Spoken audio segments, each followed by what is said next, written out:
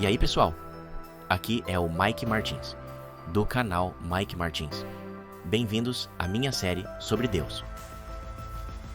Hoje, vamos analisar quem é Deus, sua vontade para a humanidade, como podemos viver em um relacionamento com Ele e o começo da Bíblia, do Éden até o final do novo céu e a nova terra.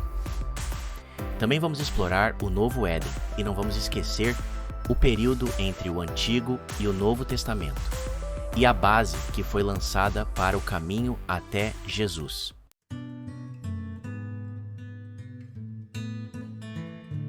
Revelação da vontade de Deus.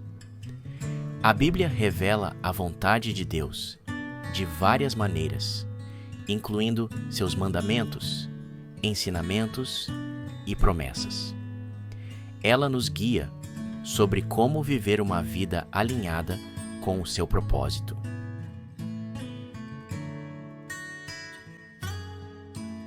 Os mandamentos de Deus. Os 10 mandamentos são uma expressão clara da vontade de Deus. Por exemplo, em Êxodo, capítulo 20, versículos 1 a 17, Deus ordena: não terás outros deuses diante de mim. Êxodo 23. Não furtarás. Êxodo 20:15. Não dirás falso testemunho contra o teu próximo. Êxodo 20:16. Esses mandamentos refletem a vontade de Deus por uma vida justa e conduta moral. O desejo de Deus pela salvação. A vontade de Deus também é que todas as pessoas o conheçam e sejam salvas. Em 2 Pedro, capítulo 3, versículo 9, está escrito: O Senhor não retarda a sua promessa, ainda que alguns a tenham por tardia, mas é longânimo para conosco, não querendo que alguns se percam, senão que todos venham a arrepender-se.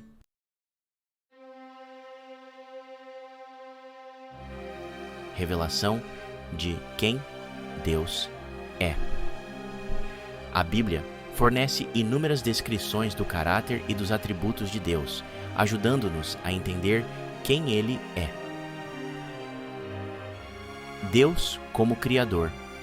A Bíblia começa com a revelação de que Deus é o Criador de todas as coisas. Gênesis, capítulo 1, versículo 1, declara: no princípio criou Deus os céus e a terra. Deus como amor. Uma das revelações mais profundas da natureza de Deus é que Ele é amor.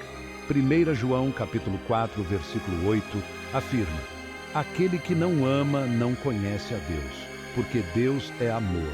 Deus como justo e misericordioso, a Bíblia também revela a justiça e a misericórdia de Deus. No Salmo 89, versículo 14, diz: justiça e juízo são o fundamento do teu trono. Benignidade e verdade vão adiante da tua face.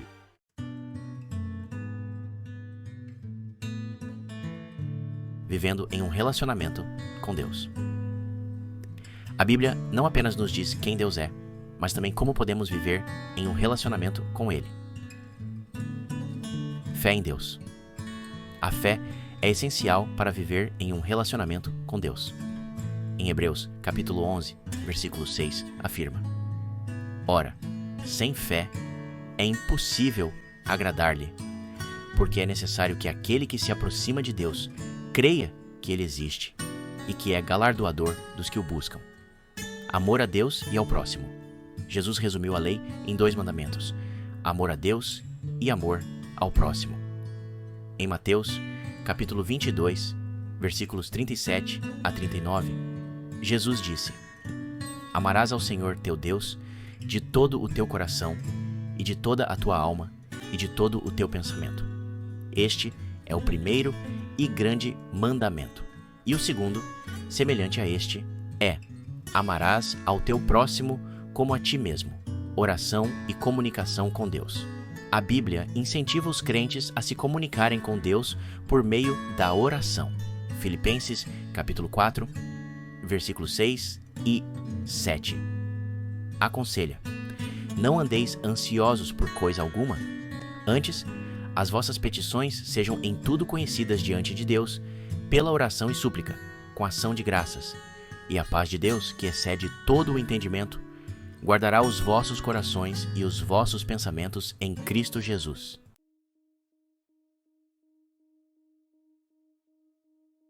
O início no Éden. A Bíblia começa com a criação do mundo e o estabelecimento do Éden como um lugar de perfeita harmonia. Criação e o jardim do Éden. Em Gênesis, capítulo 2, versículo 8, está escrito: E plantou o Senhor Deus um jardim no Éden, do lado oriental, e pôs ali o homem que tinha formado.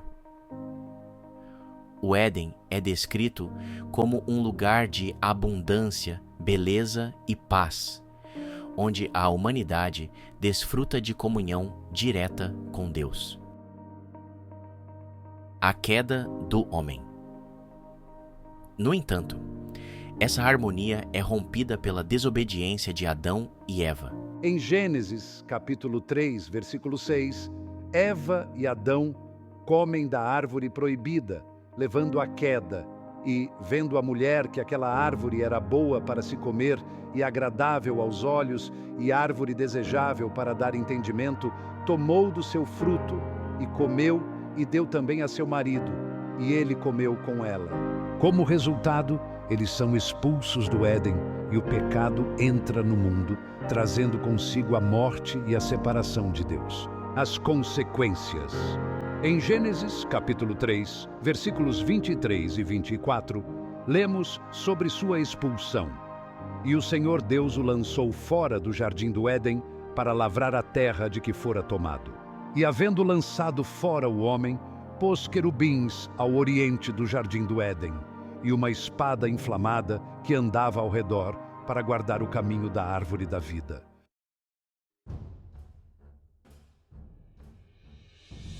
O fim em um Éden restaurado. A Bíblia termina com a visão do novo céu e da nova terra, um paraíso restaurado que espelha o Éden original, mas ainda mais glorioso. A Nova Jerusalém.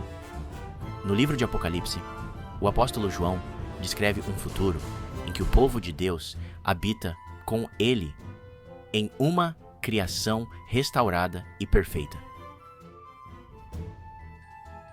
Apocalipse, capítulo 21, versículos 1 e 2 diz: E vi um novo céu e uma nova terra, porque já o primeiro céu e a primeira terra passaram, e o mar já não existe. E eu, João, vi a santa cidade, a nova Jerusalém, que de Deus descia do céu, adereçada como uma esposa ataviada para o seu marido.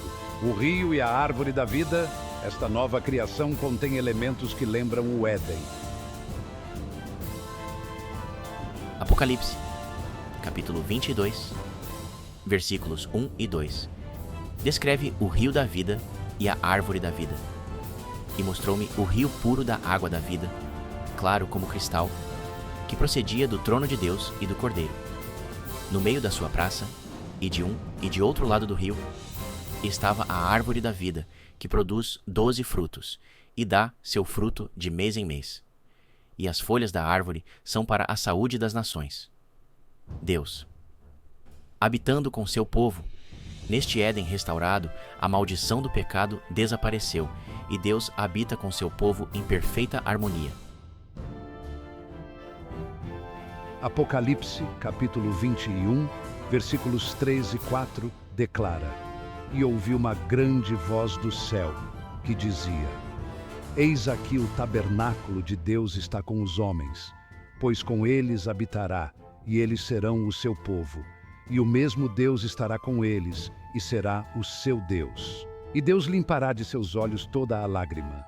E não haverá mais morte, nem pranto, nem clamor, nem dor, porque já as primeiras coisas são passadas.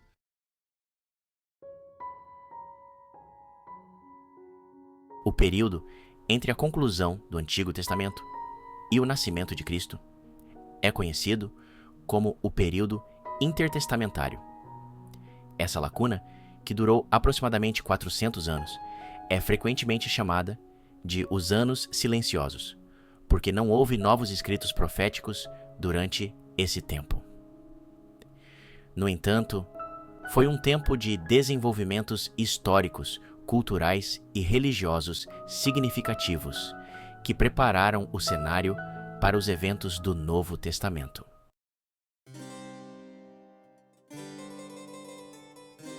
Certo, vamos mergulhar no contexto histórico.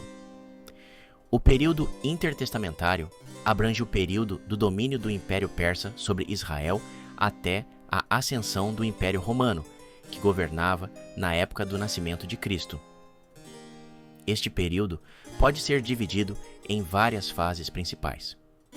Primeiro, temos o domínio persa, que durou de 539 a 331 a.C. Após o retorno dos exilados judeus do cativeiro babilônico, conforme registrado nos livros de Esdras e Neemias, os judeus viveram sob o domínio persa. O templo em Jerusalém foi reconstruído e a adoração foi restabelecida. O período persa foi relativamente pacífico para os judeus, e o sumo sacerdócio tornou-se uma autoridade religiosa central. Em seguida, passamos para o domínio grego, de 331 a 167 a.C. Com as conquistas de Alexandre o Grande, o Império Grego assumiu o controle da região. Após a morte de Alexandre, seu império foi dividido entre seus generais, levando ao governo ptolemaico e Seleucida sobre Israel. A difusão da cultura helenística ou grega influenciou profundamente a sociedade judaica, levando a uma tensão entre aqueles que abraçaram os costumes gregos e aqueles que permaneceram fiéis às práticas tradicionais judaicas. Então, houve a perseguição seleucida e a revolta dos macabeus, que ocorreu de 167 a 160 a.C. O governante seleucida Antíoco IV Epifânio tentou forçar a helenização sobre os judeus, incluindo a profanação do templo e a proibição das práticas religiosas judaicas. Isso levou à revolta dos macabeus, uma rebelião judaica bem-sucedida liderada pela família dos macabeus, que resultou na reconsagração do templo, celebrada como Hanukkah, e o estabelecimento da dinastia Hasmoneu. Finalmente, chegamos ao domínio romano, que começou em 63 a.C.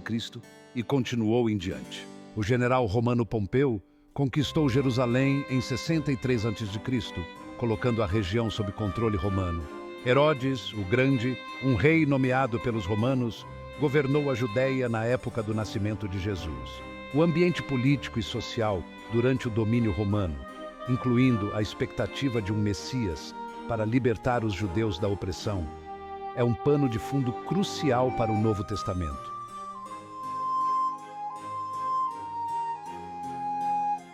Então, aí está uma breve visão geral do contexto histórico que antecedeu o período do Novo Testamento.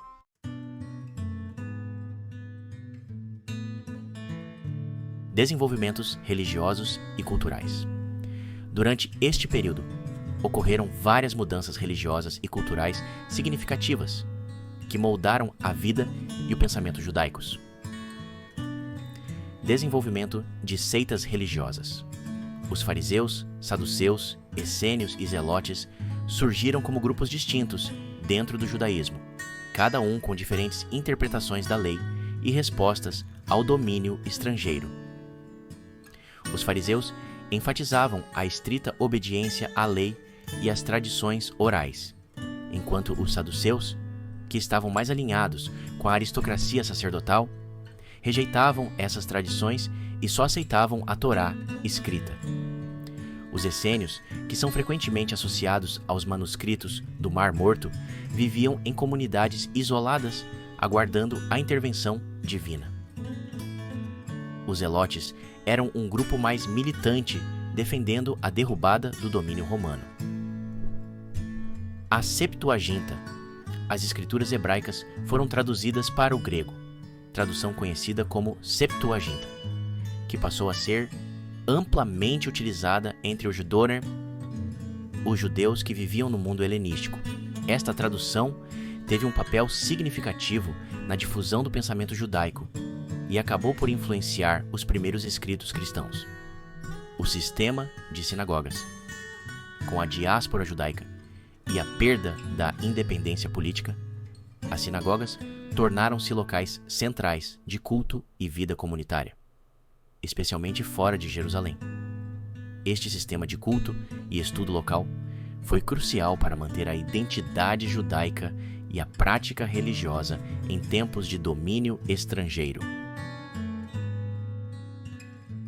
Expectativas messiânicas.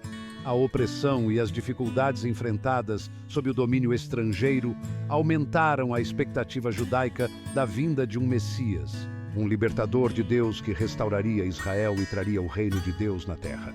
Várias interpretações das profecias messiânicas do Antigo Testamento, especialmente de livros como Isaías e Daniel, alimentaram essas esperanças.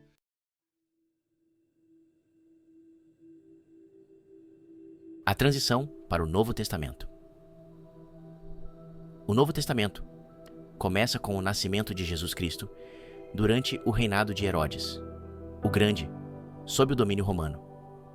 A paisagem cultural e religiosa do período intertestamentário influenciou profundamente o contexto em que Jesus nasceu. As diversas seitas judaicas, o uso generalizado da Septuaginta, o sistema de sinagogas e as esperanças messiânicas, todos desempenharam um papel na recepção e compreensão do ministério de Jesus. O período entre o Antigo e o Novo Testamento, embora um tempo sem escritos proféticos, foi repleto de eventos e desenvolvimentos significativos que prepararam o caminho para a vinda de Cristo. As mudanças políticas. As seitas religiosas e as mudanças culturais durante este período prepararam o cenário para o cumprimento das profecias do Antigo Testamento e o desenrolar do plano de Deus para a salvação por meio de Jesus.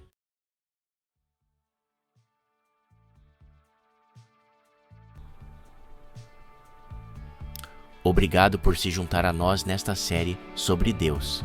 E, por favor, deixe seus comentários abaixo e me conte sobre qualquer coisa que eu possa ter perdido. Mike Martins, na área. Falei!